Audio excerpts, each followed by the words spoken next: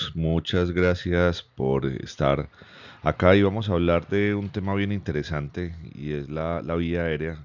La vía aérea siempre retadora en el escenario de la emergencia y del cuidado crítico. Mi nombre es Alejandro Gómez y los voy a acompañar unos minutos en el tema de esta vía aérea que, que a veces se puede tornar difícil y no teníamos ese aspecto previsto por muchas razones. Sin embargo, cada vez soy más convencido que la vía aérea en la sala de cuidado intensivo y a veces en emergencia, muchas veces no por condiciones anatómicas o retos anatómicos, sino por la condición propia del paciente, se puede convertir en un reto sin ninguna duda.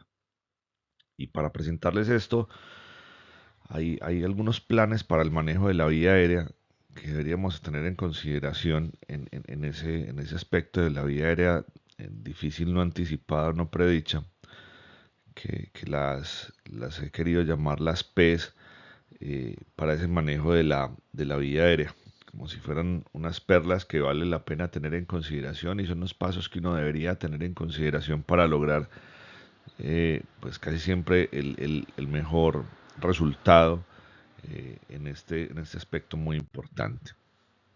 Básicamente, estas P's son las siguientes, unas cuantas P's.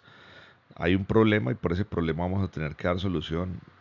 Algunos predictores, se necesita un plan, preparación, hay que preoxigenar, se tiene que hacer premedicación. No tuve otra palabra diferente con P para inducción, entonces la privación es la que elegí para ese propósito. Parálisis. Luego se debería posicionar el dispositivo, cualquiera que vaya a utilizar para solucionar la vía aérea, cuidados post-intubación y de forma transversal tenemos que tener protección personal para disminuir el riesgo de alguna enfermedad. La pandemia creo que nos enseñó suficiente y pues en ese momento y creo que siempre en el paciente que tiene riesgo de tener una enfermedad de infecto contagiosa, prevenir aerosoles, creo que son los aspectos claves. Siempre hay un problema y hay una razón fundamental para poder hacer una intubación o un manejo avanzado de la vía aérea en el escenario del paciente críticamente enfermo. Queremos lograr poner un tubo endotraqueal, pero vamos a tener que utilizar una serie de medicamentos para poder lograr nuestro propósito. Sin embargo, nuestro paciente puede tener otras condiciones subyacentes que complican todo. El paciente puede estar en estado de hipoxia que no va a mejorar, puede tener hipercapnia, puede tener una vía aérea difícil anatómica porque tenga cualquier alteración. El paciente puede estar hipotenso o chocado, puede que tenga algunos predictores que yo desconozca o que yo no tenga suficientes recursos. Tengo solamente un mango de laringoscopio, una valva curva, una valva recta y si acaso una guía. Y quizás no tenga uno de los recursos más importantes, alguien con más experiencia que me pueda ayudar. Y entonces tengo que solucionarlo como quiera que sea. Y para eso el esquema mental es muy importante y es que la gran mayoría de gente sabe cómo llevar un tubo a la tráquea, pero la planificación estricta de una vía aérea difícil retadora quizás en la mayoría de los casos puede generar problemas mayores, incluso el paro y el periparo como consecuencia del manejo eh, inoportuno, inadecuado de la vía aérea es una realidad. Y es que para mantener a nuestro paciente oxigenando de una forma adecuada, tengo que utilizar bastantes estrategias. Inicialmente, y cuando no necesita ventilación, el oxígeno suplementario termina siendo la primera medida. Luego, iniciar con ventilación y si el paciente se deja ventilar, yo creo que hemos ganado bastante. La intubación por cualquier medio, me refiero es con laringoscopia, videolaringoscopia, debería pues ser el estándar y es el estándar para el manejo de la vía aérea, pero si no es posible, queda la posibilidad de los dispositivos supraglóticos para ese propósito y si al final el paciente está en ese escenario en el que no puedo intubarlo y tampoco lo puedo ventilar, pues la posibilidad de una cricotiroidectomía es cada vez más latente y la debería considerar más tempranamente porque estoy en esa condición en la que no puedo intubar, no puedo ventilar y no puedo ventilar ni con la máscara ni con el dispositivo supraleótico. Entonces el rescate de la vía aérea, en este caso, pues se hace una obligación sin duda. Hay predictores, porque estábamos hablando precisamente de nuestras PES, y este es el problema, que cuando uno tiene predictores se prepara, pero cuando uno no los conoce, entonces se termina convirtiendo en una vía aérea predicha. Acá tenemos dos imágenes muy particulares. En una vemos un paciente con cuello corto, que va a tener seguramente una laringoscopia con una visión bastante anterior y voy a tener que tomar medidas al respecto. Y en el otro caso, observamos que el problema es de posicionamiento. Si me permiten mostrarles el profesional que está tratando de acceder a la vía aérea tiene una posición muy inapropiada. En la línea, o en la más bien en la flecha azul, observamos cuál es su visión, o hacia dónde está viendo, y en la roja, qué es lo que se supone que debería ver para lograr el propósito de la intubación. Y básicamente no lo va a lograr, no solamente porque el paciente tenga una condición anatómica que pueda ser retadora, sino porque definitivamente está muy mal posicionado.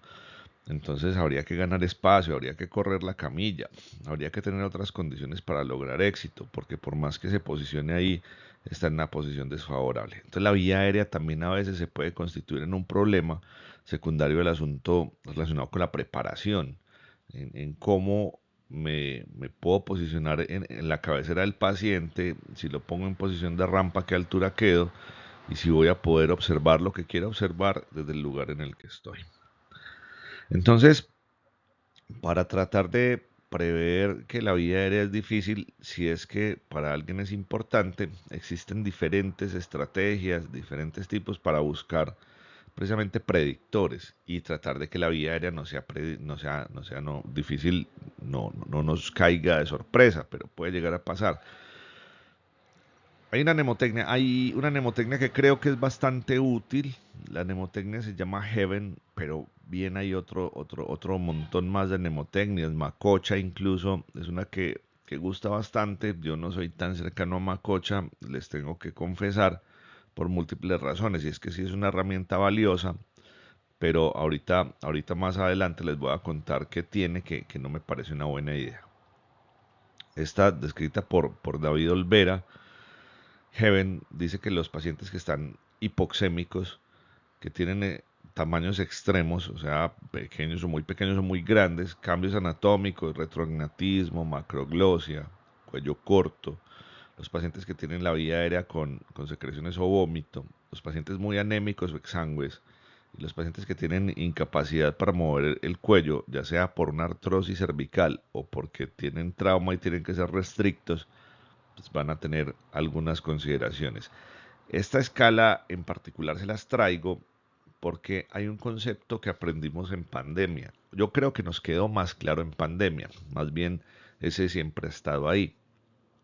Siempre que pensamos en vía aérea difícil, pensamos en el reto anatómico, en el cuello corto, pensamos en la macroglosia, en la laringe anterior, en los pacientes que tienen algunos cambios craneofaciales, como reto técnico para la laringoscopia. Entonces, ese aspecto termina siendo bastante importante. Sin embargo, hay un reto mayor y creo que casi siempre está presente, que es la condición fisiológica del paciente. El paciente que está crítico operativamente, y eso hay que tenerlo también siempre presente.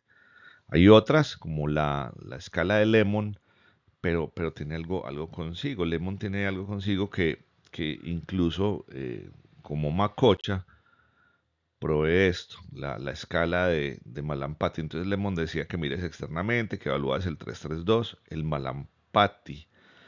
El problema del Malampati es que el Malampati resulta ser bastante útil en la consulta preanestésica en un paciente colaborador. Y les tengo que decir que sí hay ahora incluso algunas propuestas de Malampati modificado para un paciente que está acostado, pero la validación no ha sido popular y créanme que la mayoría de los que hacemos cuidado intensivo o vemos pacientes críticamente enfermos, los pacientes no están generalmente nunca en la condición para poder evaluar el Malampati cuando los tenemos que intubar. Entonces, pensar en que Malampate es una herramienta útil en el evento emergente, realmente no estoy muy convencido de ese asunto. Entonces, por esa razón, cualquier escala que incluya Malampati es una escala que yo no quiero utilizar para prever la dificultad. Y lo que me parece también muy particular es que de acuerdo al hallazgo de Malampati, yo tendría que tener claro qué voy a hacer con el hallazgo. Es decir, si es que puedo llegar a ser Malampati, eh, entonces, ¿qué voy a hacer si tiene un Malampati 3 o Malampati 4? ¿Qué cambios voy a llevar a cabo? ¿O cuál es la mejor posibilidad de tener éxito?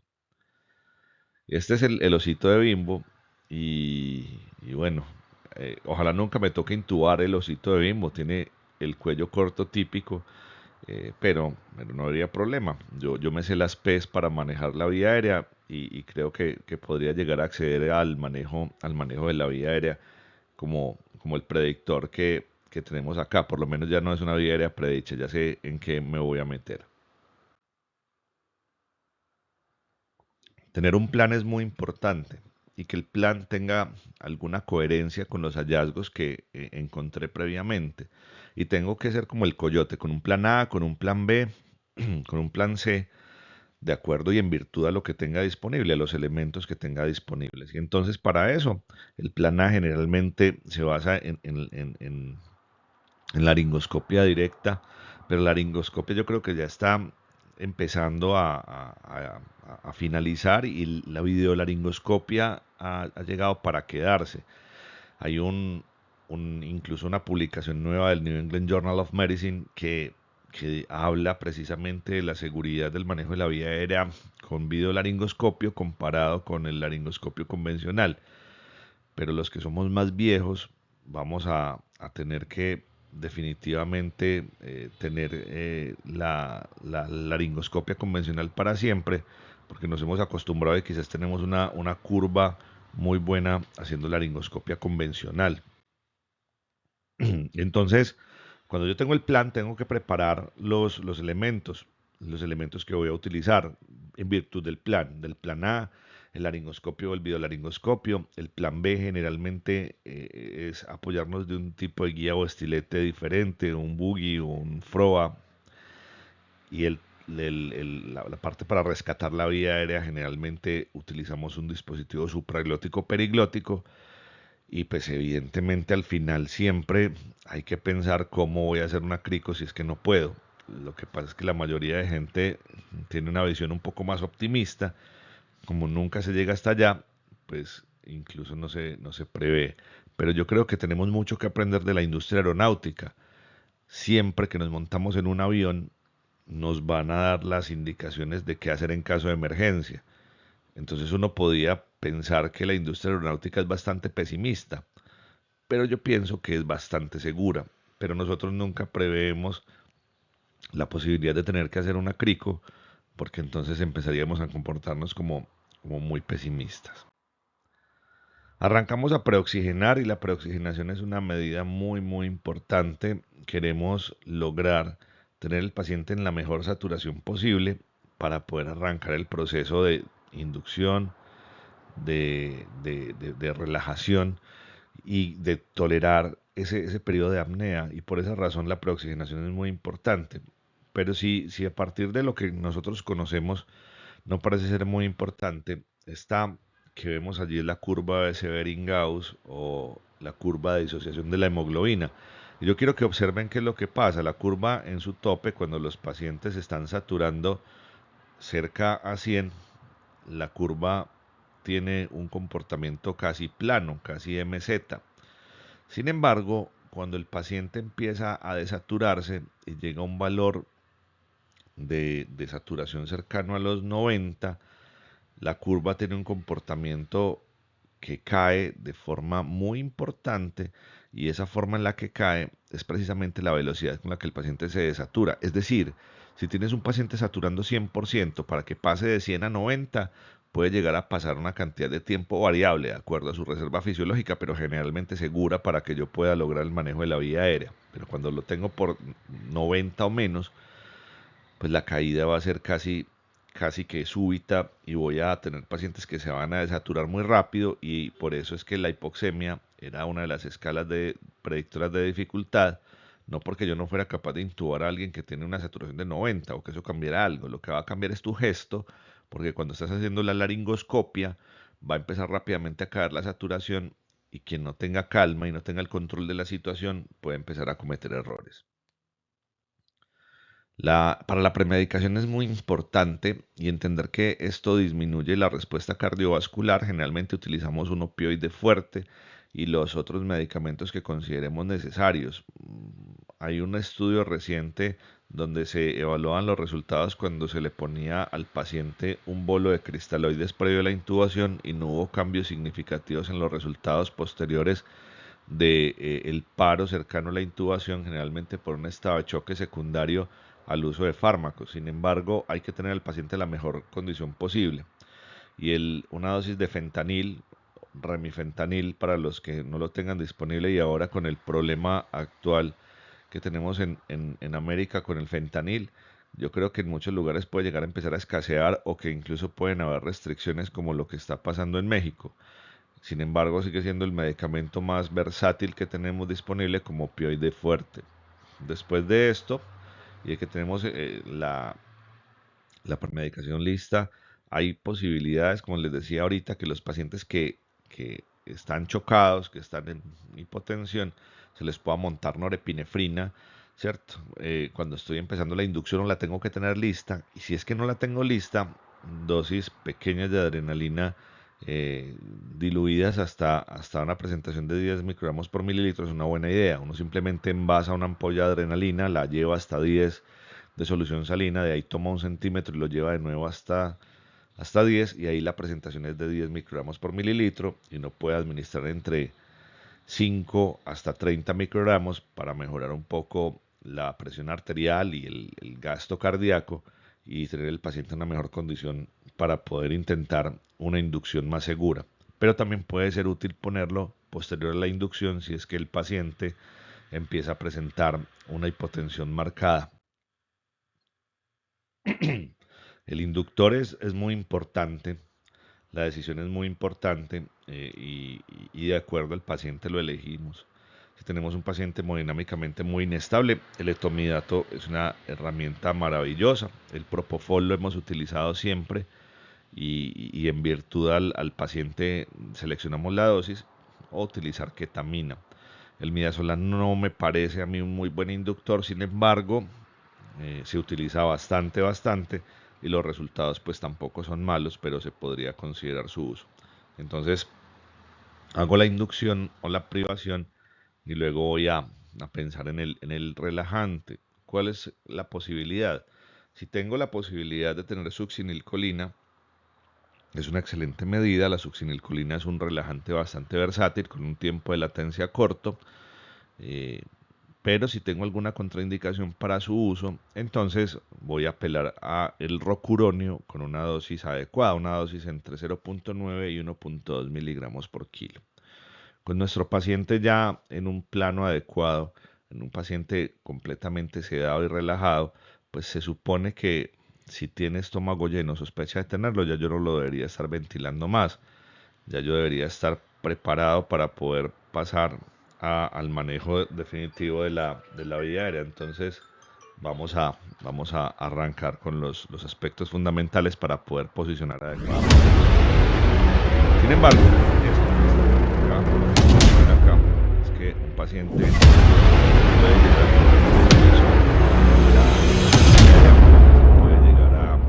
a broncoaspirar y para eso más alas, utilizando un catéter grande, que es un catéter de Educanto, donde yo puedo llegar a aspirar. Los catéteres de Ancabor suelen ser pequeños y lo que uno debería o puede llegar a hacer es que descontamina la vía aérea. Pones la succión al máximo, utilizas un catéter grande como el de Educanto, si no lo tuvieras uno corto en tu endotraqueal número 7, arrancas a aspirar, haces laringoscopia, posicionas el Educanto para poder aspirar lo que mejor puedas. Se puede incluso descontaminar un poco la vía aérea si es que tienes acceso a ella. Posicionas en ese lugar el catéter para que siga aspirando, te permite ver con la ayuda en este caso de un bully, o haces la laringoscopia directa, vas y solucionas el problema. Esta técnica se llama SALAD. Creo que es una medida muy útil para tratar de gestionar la vía aérea cuando el paciente tiene un estado de respiración. Entonces, podemos siempre tener la lista. No es solamente aspiración, es la forma en la que se lleva a cabo, con los dispositivos que se lleva a cabo y en la forma en la que lo tengo. Eso hace parte del plan y yo creo que tenemos que estar preparados para ese propósito. Entonces, esta es otra imagen del SALAD. Entonces, miren acá. Empezamos a aspirar, aspiramos la vía aérea, sostenemos el aspirador de forma permanente porque debería quedar ahí a la entrada del esófago para que aspire todo y me permita ver todo el tiempo. Hago laringoscopia, pasa y ahí está. Entonces la técnica de SALAD realmente la deberíamos tener en consideración siempre como una medida para poder solucionar y gestionar adecuadamente la vía aérea cuando el paciente se broncoaspira como consecuencia o de una ventilación que no debió haber hecho porque tenía el estómago lleno, un hilio, cualquier cosa que no puede controlar. Y esa vía aérea que se volvería catastrófica, pues de pronto no sería de esa manera. Miren con los catéteres, miren este con un tubo endotraqueal cortado. ¿Cuánto tiempo se puede tardar uno? Puede ser un tiempo corto también para aspirar. Entonces cortar un tubo endotraqueal, si no tenemos un catéter de Educanto, por supuesto, es una alternativa útil. Lo podemos poner sobre la manguera de succión. Y si no tengo nada, pues no pongo una canula más pequeña, utilizo la misma manguera de succión para ese propósito. Okay. En este posicionamiento los videolaringoscopios terminan siendo muy útiles. Esta es una vía aérea quemada y el video que les estoy mostrando es precisamente un simulador de vía aérea quemada en el que hay mucho edema y la epiglotis está supremamente hematizada y acceder a la vía aérea con todo el estímulo y todo el funcionamiento de una persona que está haciendo o tratando de intubar, que es experto en manejo de la vía aérea y que tiene una curva grandísima, incluso utilizando el mismo videolaringoscopio. No es capaz de acceder a la vía aérea con facilidad pese a su destreza. En el siguiente video utiliza una suerte de fibro flexible y observen en la pantalla cómo puede llegar a acceder a la vía aérea de una forma más expedita, pudiendo por las configuraciones de su equipo sortear o flanquear esa epiglotis supremamente hematizada, de una visión perfecta de la vía aérea y ahí puede llegar y pasar y llegar a este punto y lograr su propósito. Entonces también el manejo de la vía aérea no solamente es destreza y habilidad, sino que también es la posibilidad de contar con los equipos necesarios. Esto es muy importante y es que es parte de la técnica cuando se tiene que hacer laringoscopia o videolaringoscopia. Enganchar el ligamento glossoepiglótico puede mejorar mucho la vía aérea. Si no lo enganchas ahí, miren en la laringoscopia que la visión es muy mala, que se clasifica realmente cuando se hace videolaringoscopia como POGO. Y miren que cuando se engancha, ahí sí logramos un POGO 1. El POGO es el equivalente a la escala de Cormack cuando se está haciendo videolaringoscopia. Entonces no olviden que enganchar el ligamento glossoepiglótico es una muy buena medida para poder mejorar la visión laringoscópica. Miren acá, de nuevo se engancha el ligamento, se expone completamente la glotis y la posibilidad de éxito es mucho mayor para poder pasar el tubo en menor tiempo con menores lesiones. Pura ficción.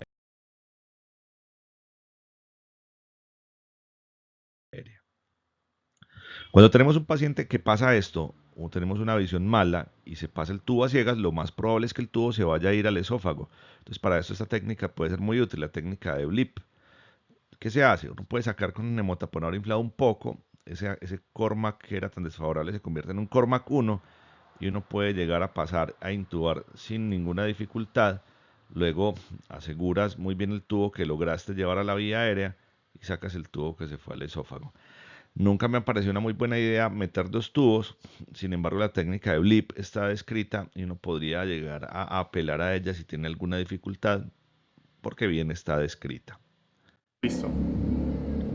En este caso en particular, el uso del boogie, utilizando una técnica que se llama kiwi grip, es una muy buena posibilidad también. En esta yo no necesito que un operario me libere el boogie, él se libera solo con la técnica.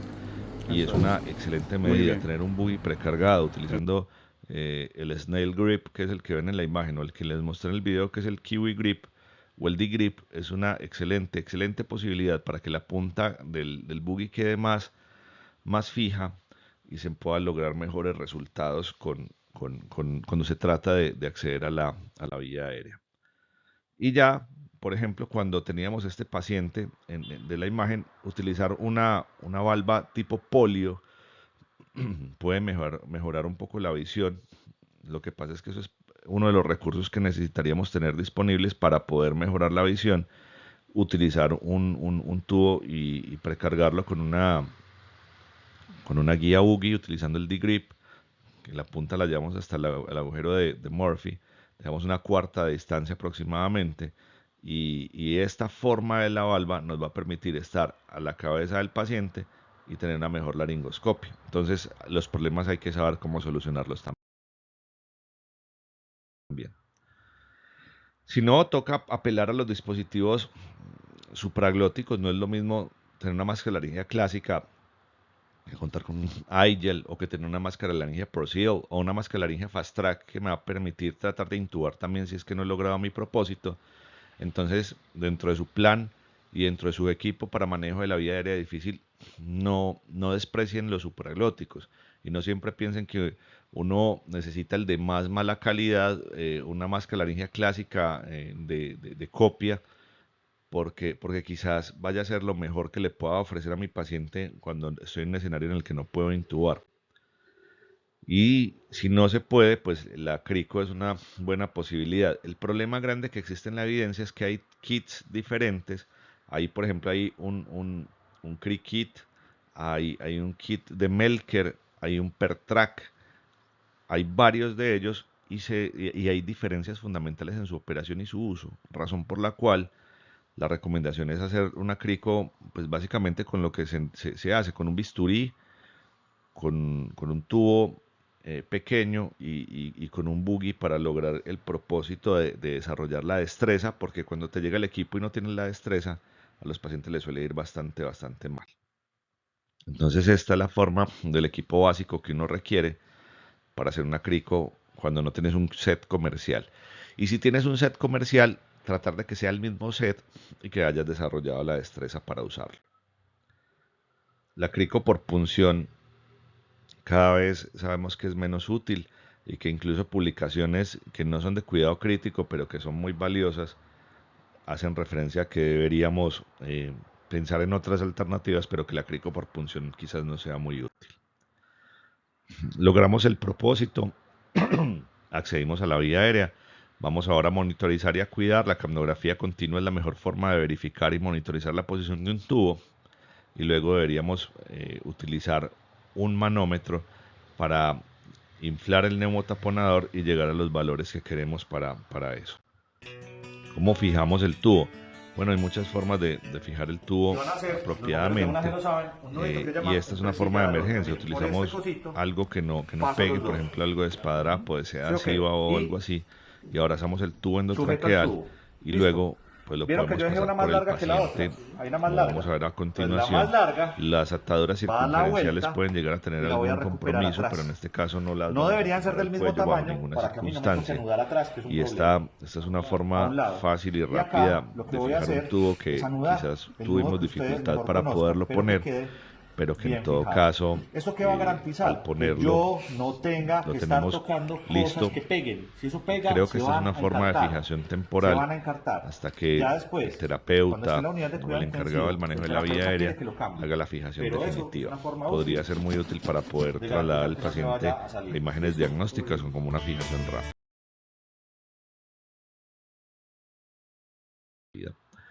Y cuando tengo mi paciente en broncoespasmo, una buena medida es el uso de una jeringa de 50 mililitros con un canister de salbutamol. Yo sé que en las unidades de cuidado intensivo hay puertos para nebulización y para dar inhaloterapia, pero cuando no están disponibles, esta es una excelente medida, y que por el puerto del capnógrafo yo puedo tener la posibilidad de administrar. Recuerden que los pacientes intubados vamos a tener que utilizar una dosis un poco más alta, porque se va a quedar se va a condensar el medicamento, el salbutamol o el beta-2 agonista que tengan disponibles o el hipratropio, y no va a llegar hasta el lugar donde necesito que llegue, que es hasta el pulmón. Entonces, en este caso en particular,